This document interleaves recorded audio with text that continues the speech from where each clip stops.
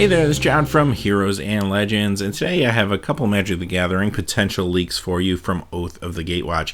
Now, one of the cards is a potential leak from the set, the other one is a potential expedition leak, so we'll take a look at them both. First off, though, I do want to say these are unconfirmed leaks, so these have not been confirmed by Wizards of the Coast.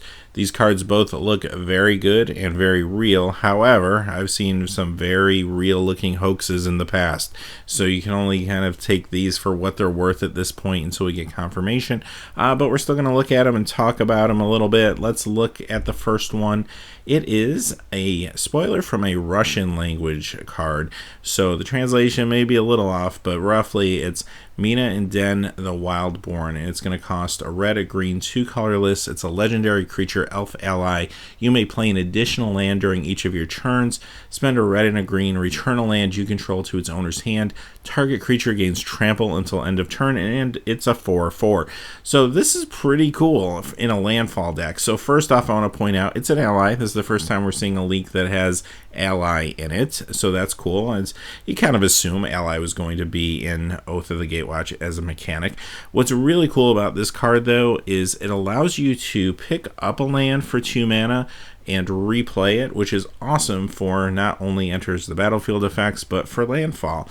And the fact that you can play an additional land really helps you to continue to grow your mana base and establish your board state, as opposed to some spells that lets you bounce your lands for landfall, but you have to kind of decide, do I want to bounce my land and replay it for the landfall trigger, or do I want to expand my mana base? This kind of lets you do both, kind of have your cake and eat it too, which is pretty cool.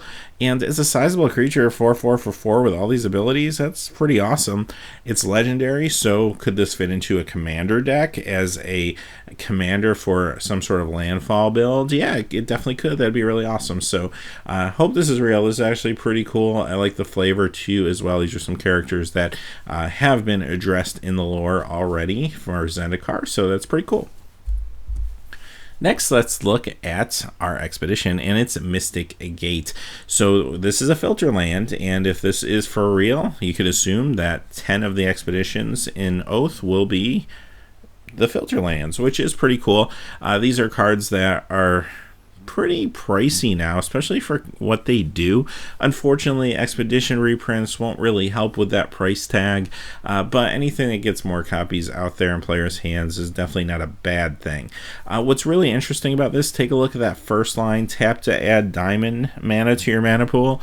So if this is for real, this kind of clears up a little bit of the confusion around the diamond or generic mana. So basically, if this is to be believed, what would happen is all your colorless mana is now this diamond mana, and you looked at those leaks before, like the Kozilek card would basically mean that 2 of the mana used to cast Kozilek would have to come from a colorless source, so they couldn't be a swamp or a plains. So this kind of gives us a little more direction as to what that mechanic is about. And if this is true, this is pretty interesting. This really changes the way you think about mana and colorless mana going forward.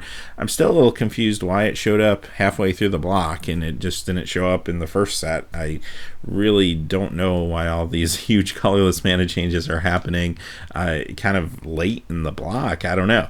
But anyway, here nor there, I guess we'll find out if these are for real soon enough. So, hey, as always, thanks for watching. Please remember to like and subscribe, and have a great day. Hey, thanks as always for watching.